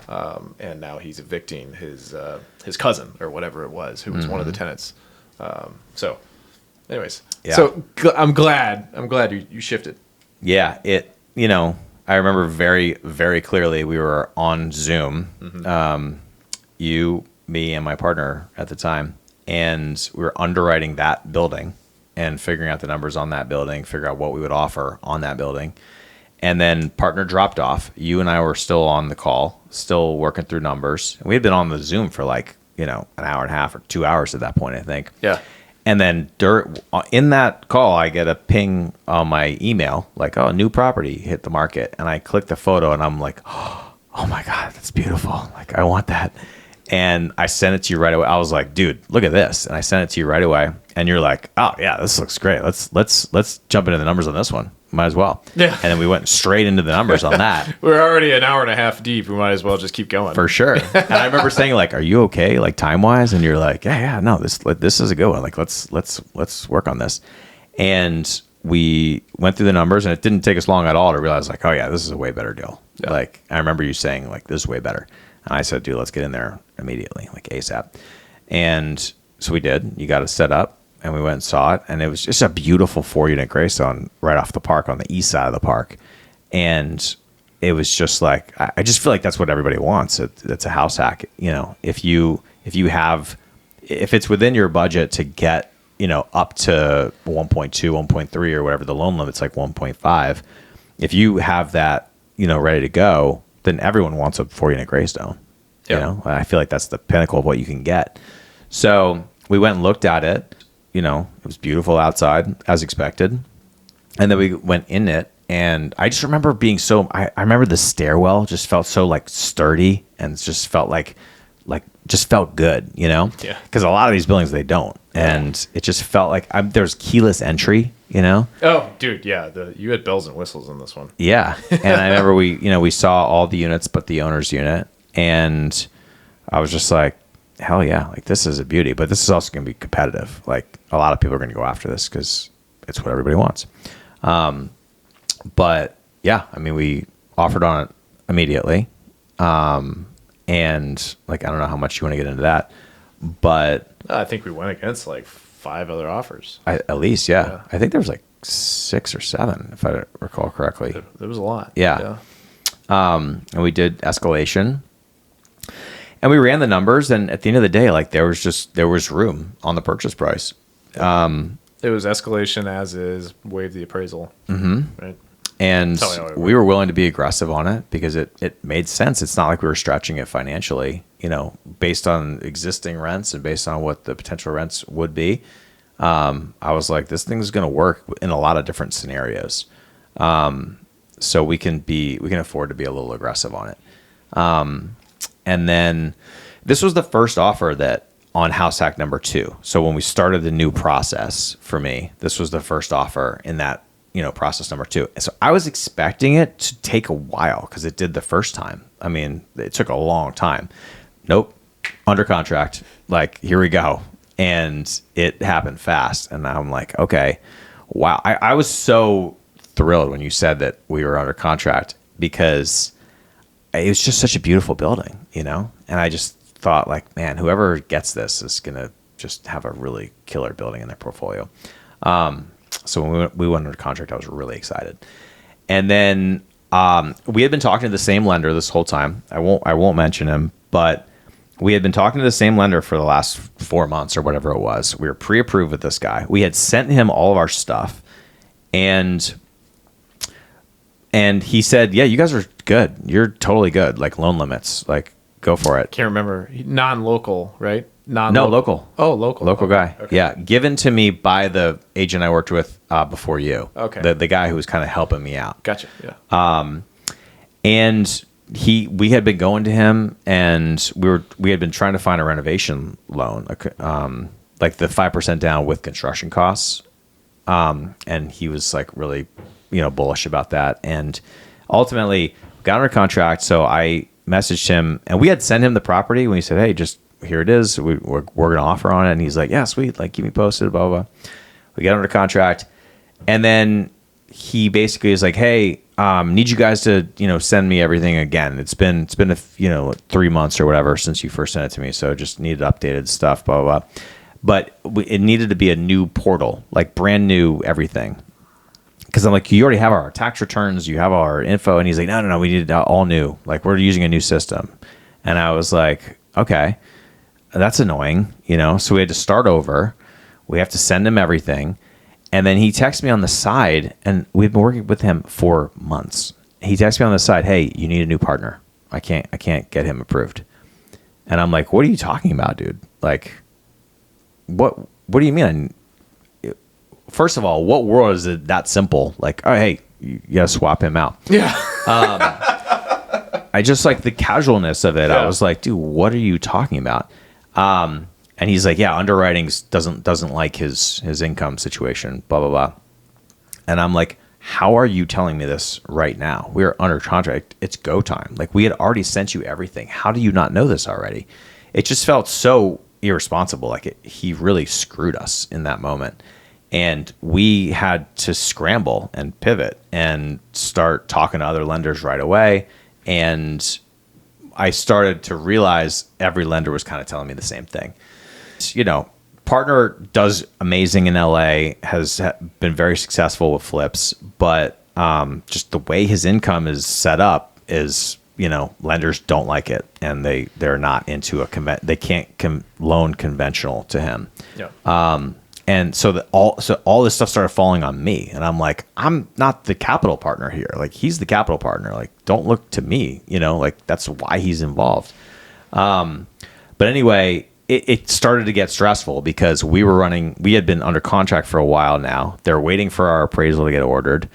I'm trying to balance this relationship with my partner and thinking about, like, God, when do I bail here? When do I have to kick him out, essentially, because I don't want to lose this property.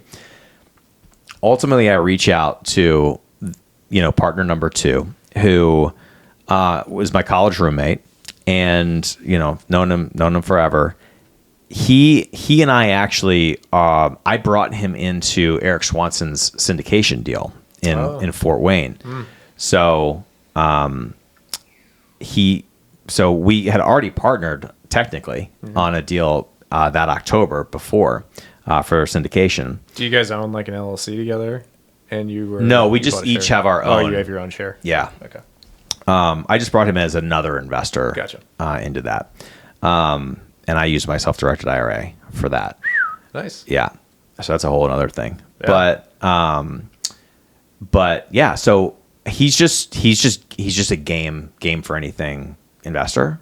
He's got a great paying W-2 job that he's had like straight since out of college. Lendable. Yes. Yeah, very lendable. His wife is also a W-2 accountant, CPA. Lendable. And does great as well. All right. They have a bunch of assets, and like he's got all kinds of stuff that most people just don't even think of. Like, he owns he's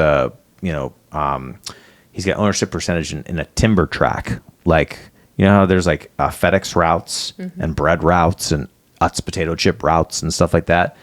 Do you know what I'm talking about?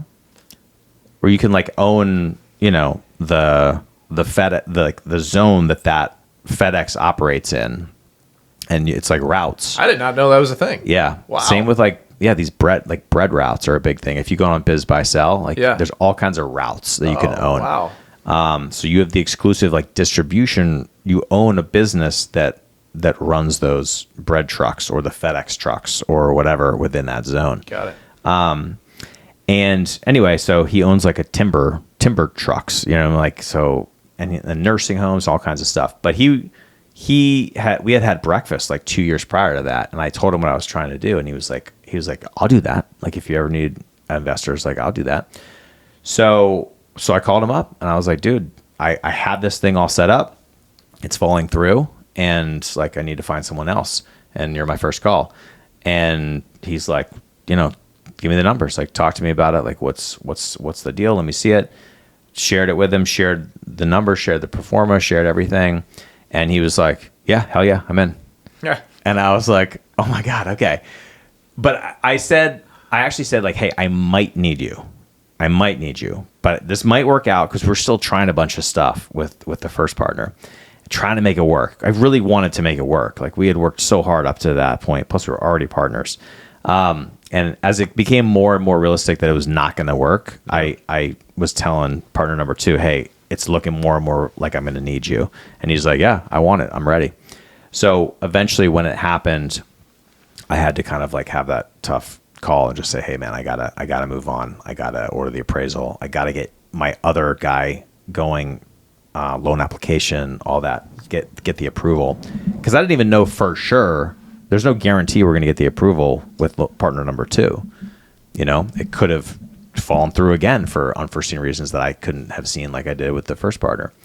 So he applied, and of course, like, everything looked great. And all of a sudden the numbers got even better because he's so lendable that our PITI went down. Our, rate was better. Everything was better. Maybe not the rate, but PITI for sure went down. And yeah, just everything started to kind of fall into place. The numbers started getting even better. And I remember we locked rate the day after Iran day number 1. Oh, so it was like Iran happened, and then the next day we were like, can we still lock yesterday's numbers? Yeah. And he was like, yeah, I can. I was like, all right, lock. Yeah. Like, get Perfect. it done. Perfect Yeah. timing. Smart. Yeah. And then we watched it go up. Would you right lock after in that. again? So it was the equivalent of 612. Yeah. Yeah. Phenomenal. It was the equivalent of that, but we actually got 5.8 because we used a buy down. Yeah. But yeah, I mean, once we got through the hard partner transition, then it was just kind of like, all right, like, now we just figure this out. Like, what do we do here? Like, how do we figure out credits? How do we figure out, our price, everything? And then figure out the numbers, kind of like, what could they be? Our different loan options. And like the credit situation, I learned a lot on that because we had to separate it in a few ways. Yeah. When it's so big. We haven't even touched on why we got such a big credit. So essentially, long story short, we were able to get 50,000. This is the biggest credit that I've ever had for anybody. Yeah. Of the number of deals that we've done, I've never had a $50,000 credit. So props to you for that trophy. That's incredible. I wanted to make sure it was a memorable transaction for you. That's very memorable. And very tough negotiation too. Yeah, I can imagine. Yeah. Because they have backup offers. Yeah. And for some reason, they were willing to do it. We actually kind of had like we had a good feel on it. You kind of knew something. We knew some history. We basically kind of knew our position. Yeah. And when you have the leverage like that, sometimes it works out, and it worked out for you guys. And then I just remember calling you when they told me that they were going to give you the $50,000 credit. I'm like screaming on the phone, yeah, let's go. I'm just so jacked for you in this deal. And then you're like, yeah, we got a problem. And that's when you told me that you had a partner problem. Right. And I'm like, Hart, are you freaking kidding me? It's like fumbling on the 1 yard line. Sure. Yeah. Yeah. I'm like, please, can we figure this out? And sure enough, man, you came through. I got to imagine for you, you were probably, very, I was not nervous. I was a little, but I knew number 2 was going to come through fine. He was super into it, and I knew he was going to be great on paper. Like, so it was really just like the way it was handled coming off. It was hard. It was a very awkward thing to go through that, with my partner number one. Yeah. Is a pride thing. It's probably embarrassing. I'm sure he felt, just like, I bet you he doesn't feel that embarrassed because you know what, and he shouldn't. That's the nature of it. It's the bullshit part of like, if you didn't have these underlining like guidelines and like you weren't so stringent on like, the P&Ls and things like that. Like, I feel comfortable as a business owner being able to do this deal, and for some reason a lender says I'm not, right? And so, he shouldn't feel bad about that whatsoever. No, he shouldn't. Yeah. It's all about you at least got to try, because there's so many people that just assume I'm not going to qualify. It's not something for me. I literally can't do it. I can't qualify for that over $1 million building. It's way too much. I can't even like possibly think about it. Yeah. But then you're like, oh wait, well, if the rents are as high as they are, and still my only monthly obligation is like where I wanted it to be, oh shit, I could qualify for that $1 million building. And that's exactly what you did. Right. So yeah. It was just we didn't know how, we hadn't been in that position yet. He hadn't gone through that process. I hadn't gone through that process. So we didn't know what we didn't know once again, and then we learned. And I think he learned some things of like, oh, I got to structure things differently, moving forward on how I run my flip business and how I report my income and how the government looks at it and everything like that, so that I don't, run into issues like this in the future, because the money's in the bank, he's got it. It's just the way it's in there lenders don't like. But yeah, I can imagine you were probably like, oh my, no, because I'm sure you probably thought, man, this thing's going to fall apart. Yeah. Like, and I'm sure a lot of the times it does, Yeah. But yeah, if you have a qualifying problem, yeah. It's harder for the seller too, because the sellers, they are very emotionally drawn out on these processes, and like, really hard negotiation. They're just like, all right, fine, let's just do it so we can close the deal. Sure. And then all of a sudden there's a hang up that they didn't know about. And like, so it's a bigger piece to a seller, bigger blow. I can imagine. Yeah. And we were scrambling there at the end, trying to like, handle it properly, make the seller aware properly, some extensions and stuff like that, which all worked out fine. You just say it's fine. They just need a little bit extra time. Yeah. And it was like, it was never like, it never really got into jeopardy. Like we were fine. We just had to like, make it work there at the end, which fortunately we were able to do. And then we got it done. Yeah. And it was, awesome. Congrats. It was pretty sweet at the end of the day. I mean, I love that building for sure. I had to move like 2 weeks later, because I was trying to figure out what unit it was gonna be, and just the way it worked out, existing tenants that I inherited, it just worked out like it had to be unit number 2, and in order for that to make sense, I had to get in there like ASAP, and I wanted to get my unit in building number 1 rented sooner rather than later, so I just had to move. It was a crazy time. Plus I had like 4 units turning over. I had 2 new tenants to find, and I had like 2 tenants that were turning over. It was just I was screening, I was doing leases, I was doing showings. I had just acquired a new building. It was a crazy time for sure. Yeah. And it felt really good to like get through that 60-day period. And did it rent the way that you thought it was going to rent? Absolutely. Yeah. Yeah, for sure. What did we estimate the rent was going to be? I don't remember exactly. Or what'd you end up getting? I got $2,500 for a first floor. Yeah. With $150 for parking, which is kind of my set number. And there was a lot of interest. Like I had a bunch of people come for showings. I had several people that wanted it. Tons of leads, that came through on it. And it was funny because some of those leads I ended up kind of like rolling into the other building. I was like, hey, based on what they wanted, what they were looking for, I was like, I don't know if this is the right one, but this one might work for you guys well.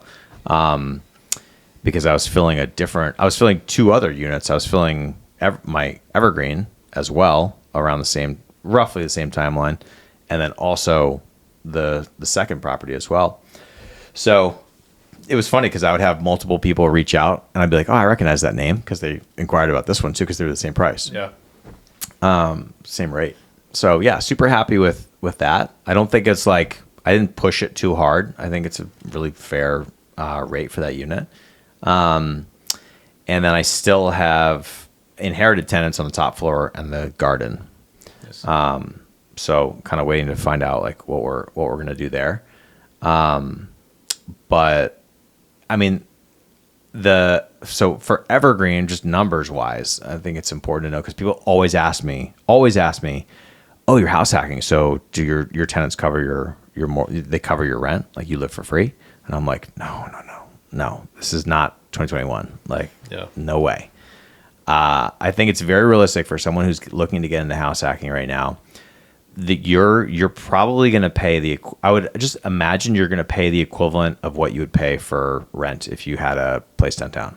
Like, I think if you're going to get a building like this, like $1 million building, $1.2 million building, unless you're getting phenomenal rents on the other units, you're going to pay around what you would pay for an apartment for yourself. Yeah. So when I lived at Evergreen, I paid around $2,600 or so per month for the difference between my rental income and my PITI.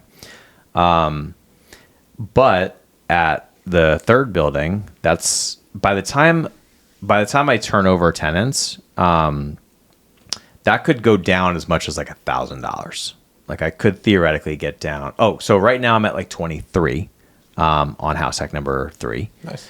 And like, when you were talking to Tom and Mark about it, like I think that's very realistic for house hacking right now. Like if you're going to live in an area like that, yes, if you're going to live farther out, if you're going to go farther south or west or northwest, those numbers can get better for sure.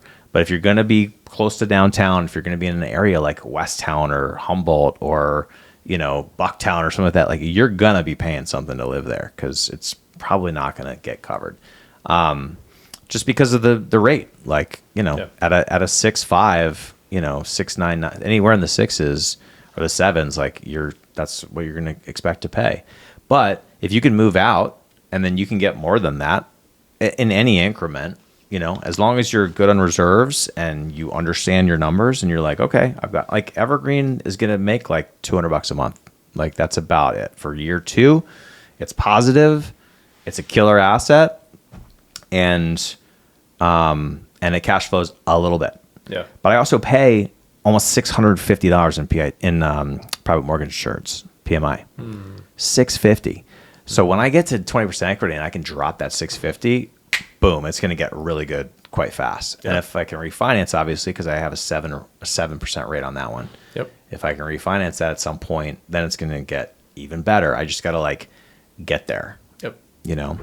And I feel comfortable. I don't love the margin at $200, like, because if something happens, it's basically out of pocket, because I don't have enough to be doing reserves, vacancy, CapEx. Like, there's no way I would be negative several $100s a month if I were to be putting that aside. But at building number 3, by the time I move out, we probably will have enough cash flow in that building. We expect to be somewhere around 1,000 cash flow. Yeah, I'm pretty sure that we budgeted for vacancy repairs. I think you brought your CapEx a little bit lower because the building a lot of it was newer. Yeah. And that's kind of some of the benefit of buying turnkey. Is, you may have less of that expense, but. Yeah, for sure. But I remember we budgeted for that stuff. I was like, I don't usually not budget for that stuff. Yeah. But cool. Yeah, I will say, like, I did not budget for that stuff on my first house hack. Yeah. But I was aware of what it would be. Yeah. And I, made a conscious decision to like say, okay, I'm not going to have that, but I will in time, and I can cover until then. Yeah. And everything's new. Like furnaces are all new, condensers are all new, appliances are all new. Like, chances are I'm not going to be having a $10,000 boiler go out, because like it doesn't exist. Yeah. So I felt, okay with that. But it just goes to show the numbers are even better on the third property, even though we paid high. We went over ask a good amount, but I just knew that the numbers were going to be strong. So I felt like it was worth it. Yeah. And think about it full circle. You went against 7 other offers. It's not like we paid the asking price. We paid above asking price. Yeah. And you're telling me that you bought something on the MLS that is actually likely going to be one of your best ones that you bought, and it was a multiple bid situation, and boom. And it's like deals are out there, and sometimes you just got to be ready to pounce. For sure. And we were looking at one, and then you're like literally in the middle of analyzing, make a decision on one. You're like, let's look at this one, and we ran the numbers really fast. We acted on it. Boom. I mean, it's how it's done. Yeah. And so you did it perfectly. It was like you were a pro, and I'm happy for you, man. So. Thank you. Important to note that building number 3, I basically put no money in. I got a capital partner. They felt that getting into that building at 5% through me and through the loan that I can bring to the table as an owner occupant is a great value for them as an investor. So I didn't put any money into that deal. Yeah. What's the equity that you own? 5%? No, of the deal. You own the property 50-50? Oh yeah. Wow. Mm-hmm. Amazing. I mean, that's a win-win situation for everybody involved. 100%. Wow. Yeah. Awesome. He's stoked about it. Wow. Because if he wanted to buy that building at 1.2, he would need 25% down. Yeah. He's going to put 300 something thousand down or whatever. Yeah. So for him to do it at 60 is like, here, take a check, Yeah. And he loves it. And for me, it's powerful. I mean, all I did was move into the thing, and I own half of a $1.2 million building. Massive. Like, it's incredibly powerful. So that would be my number one tip for if I was talking to someone who's in their, 20s or something like that, and they're like, hey man, I want to get into real estate. I want to build some equity and stuff. I don't know, how to do that. I would say go learn to be an operator, go to meetups, meet people, learn how this thing works. Because when I moved into my first building, I was learning as I went. I didn't have any particular knowledge of how to run a multifamily building, how to be a landlord, like zero. I've just been figuring it out as I have gone over the last 18 months. But if you can propose to an investor, hey, I can get us 5% down, I can physically move into that property to satisfy that requirement, and I'll run it. You don't have to do any of that. I'll run it. You might be able to get yourself into a position like I'm in right now. And it's amazing, dude. If you can't run it, then you can still bring a ton of value with your 5% and your ability to move in, but maybe you get 25%, and then your investor is a part of the property management with you, or there's maybe another partner that runs or something like that. But now, did you guys square up with an operating agreement for your? Not yet, but we're going to. Gotcha. Yeah, we're gonna get the lawyer to draw that stuff up. Yeah. But we talked about everything. Talked about timeline, exit strategy, all that kind of stuff. So we will do that. Yeah. And like, what would you say is like? We did on unit 2. We're on building 2. Oh, good. Yeah. What would you say is like, because most people they write off partnerships and they just I can't go there. I can't trust people, and totally. I can only trust myself. Like what made you get over that mindset? Because I'm sure you thought about it. I mean, everyone that generally I've talked to, for the most part, talks about you need partners to scale. Like, you just can't do it on your own unless you just have a very unique income situation and you just have a ton of money, and you're going to need partnerships. And for me, I will say that the 2 people I've partnered with, I've known for a long time. Yeah, like, I know them certainly really well. That. I mean, we're talking about college roommate, Yeah, there's huge value in that. Yeah. And I see what they do in their own life. I see, the investments that they're in, and I've talked money with them for a long time. So I know that. It would be a totally different thing if it was like someone I met at the convention and they wanted to partner and, I really don't know that much about them, that would be a whole different thing, which people do, I mean, like once you're in this multifamily world, investment world, people are like, oh, we should partner on a deal. We should JV a deal together, da da da. So, I think at that point you have to. It's easy to throw around, but then when it comes down to it, it's like you got to be careful. Absolutely, so you do it, and you got to be careful. You got to court them. Absolutely. Yeah. Well, you said your one partner is married, right? Both. Both are married. Yep. Okay. Yeah, because as it comes down to it, like when you actually think about what happens if your partner, something terrible happens, and your partner can no longer perform, and it falls onto the spouse. Yep. Right. So then what do you do? Mm-hmm. And I think that's a real situation that we sometimes need to think about and we need to plan for. Yeah. Rachel and I actually just went through this planning. Honestly, first off, I love all our partners. All our partners are great. They're wonderful people. But at the same time, it's like, well, if one of these situations happens, we went into business with that person, and then you throw in another family member that we don't really have the same mindset, or I don't know. It's a whole new dynamic. Absolutely, yeah. And then so how do you work out that? Mm-hmm. Right, because that situation could eventually come. Yeah. So. I think when it comes to your original question about what keeps me from overthinking that or not moving forward because of this or that, I think you just gotta move forward and cross bridges as they come, but it's better than, people talk to me, I oftentimes say I will probably leave Chicago at some point.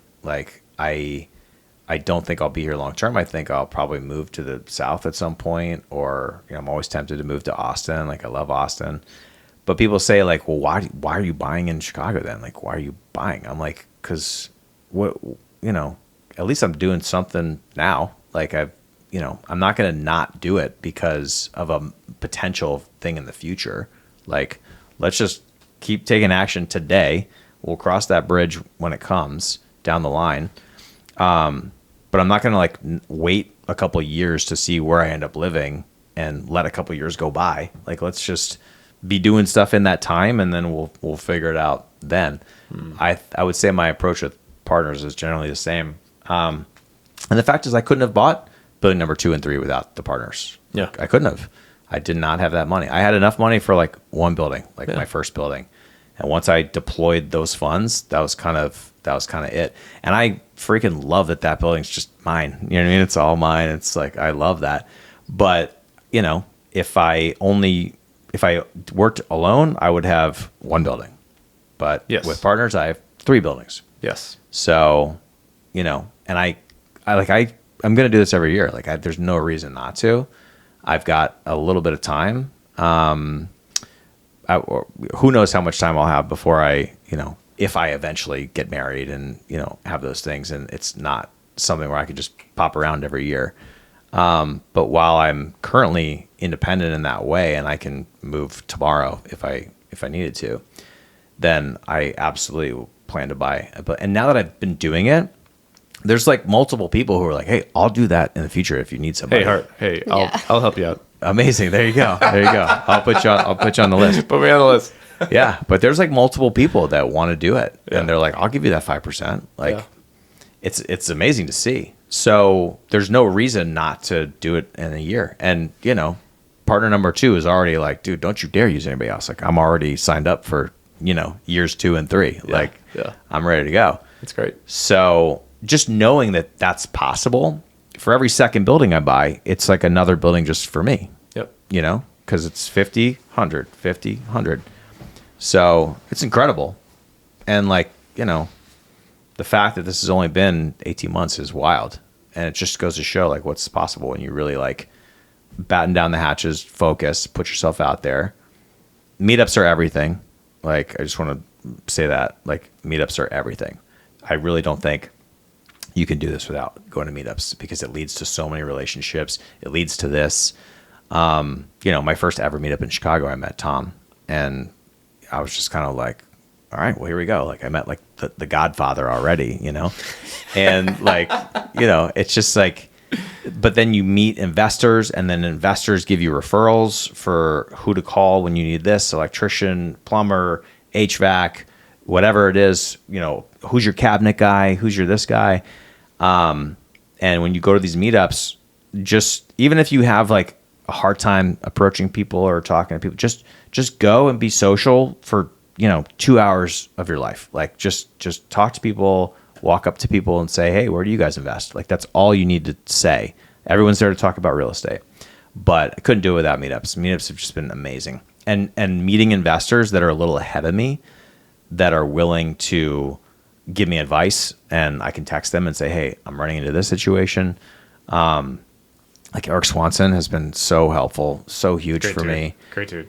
Literally walked me through like how to create my first couple leases, like, and had me send them and proofread them and say, hey, I would add this and do this. And like just people taking the time to help out new investors. But you got to go meet those people. Yeah. Without those people, you're going to be, it's hard to do it on your own. I was going to say, you posted a video one time of like, hey, how do people do all of these signatures on the leases, and you got to put the box in on each like sign page? Yeah. Did you ever figure out a solution? I figured out a slightly better solution. All right. So we use .loop. Okay. .loop already has those boxes in there. Yeah. And so you don't have to put the signature thing. It's okay. So it just auto-populates. Okay. So you just put the person, and then that 18-page lease, 20-page lease now for the Chicago one that it keeps growing. Yep. Now has all the signature lines. So got it. So anyways, that's what we use. Yeah, you'll have to show me that next time around. Yeah. Next time when I drop my next lease. Yeah. Yeah. But I remember watching that video that you posted.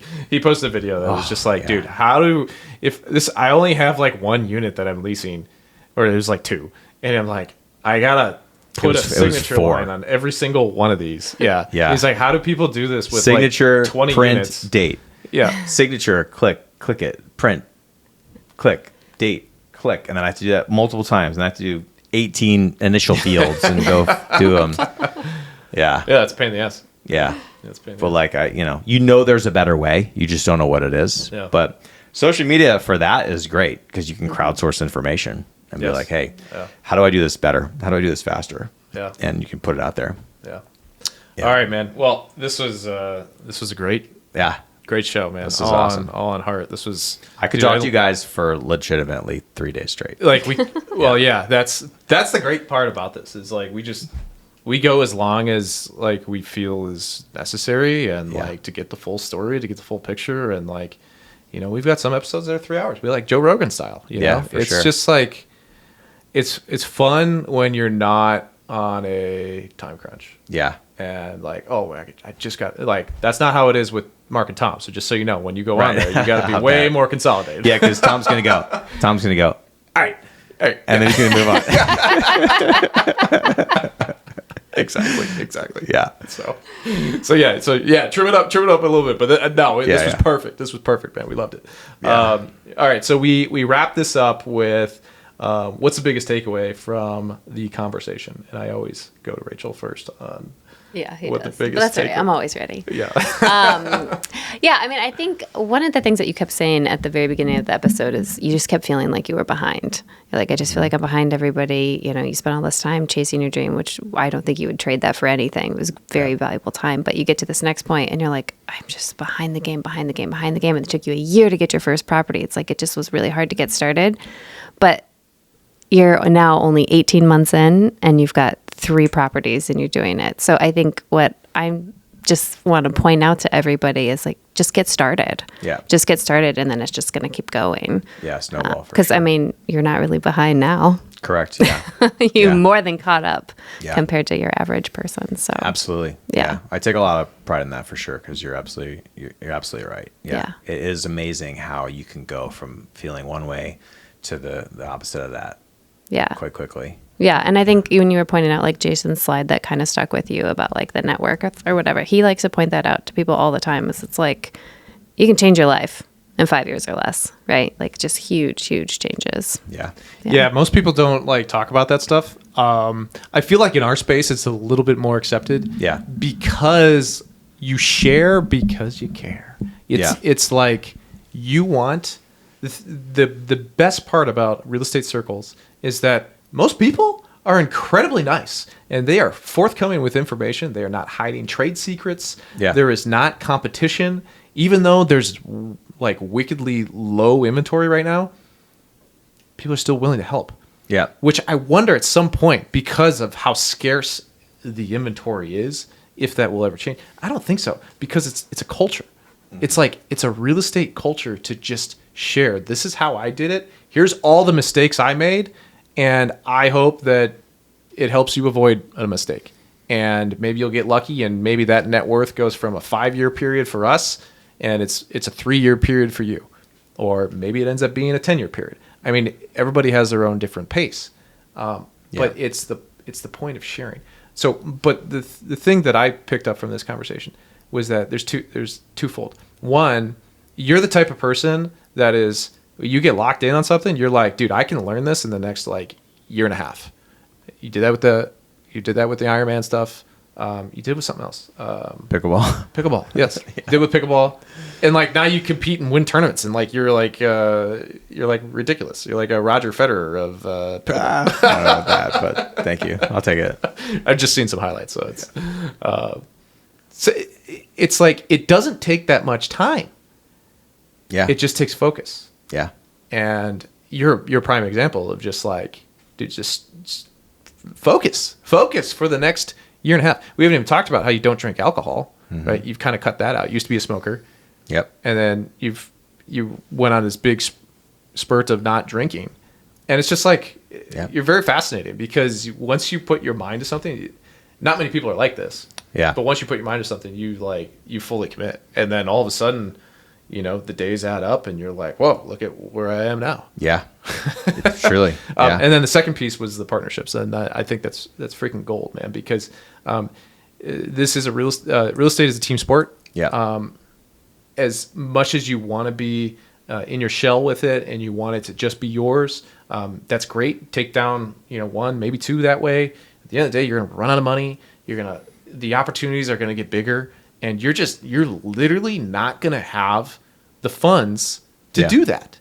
And you either stay in place, continue to go after the same types of smaller buildings. It takes you a number of years to kind of get the next one, or you just find great people who think alike, and maybe you've known them for a long time, and maybe they've been seeing your content about, well, look at what's done for me. And now all of a sudden that encourages somebody to reach out to you to be like, dude, I kind of want to do that. Mm-hmm. And so anyways, I appreciate you, man, and everything that you've done. What is, for you, what's the big takeaway? I know it's like, I just shared my whole entire story, but like after you've now shared it, what's the big takeaway from this conversation? Oof, man. I don't know.